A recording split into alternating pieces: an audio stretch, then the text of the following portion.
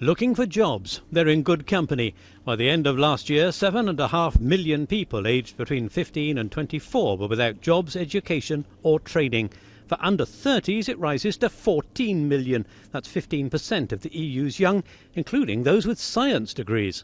I have friends now living in the States, I have friends living in China, I have friends living in Africa, South America. So yeah, I have a lot of friends scattered all over the world who are having the possibility to find decent jobs, but I have also a lot of friends who don't have the necessary skills like languages, or they have never been abroad. That's what this meeting was about, at least partly. Members of the European Parliament and national parliaments discussing the need to address the problem of what's being called the lost generation. No jobs, no hope.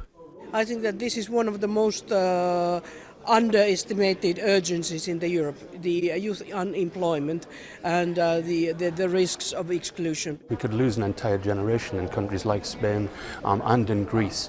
The economic cost of this, the social cost is huge, but the economic cost is estimated by the European Dublin Foundation to be in excess of 150 billion euros a year.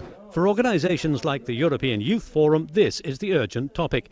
They want children to be taught the skills for work with high-quality traineeships and jobs that are secure. The politicians are acting, but only now that things have got so bad. It took the numbers to grow so incredibly in order to get something done, at least at the rhetorical level, at the level of the decision makers. Politicians know dealing with unemployment on this scale won't be cheap, but doing nothing will cost more.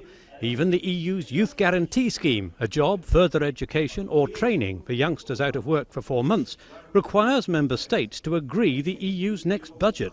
Sometimes we see that the member states leave youth and education most of the time behind, especially in the negotiations of the multi-annual financial framework. But this time there's a need for member states to really invest and really take serious this problem and to invest in creating jobs for young people. The problem is so vast it won't be solved overnight. Meanwhile, Europe's young go on scouring the jobs vacant columns.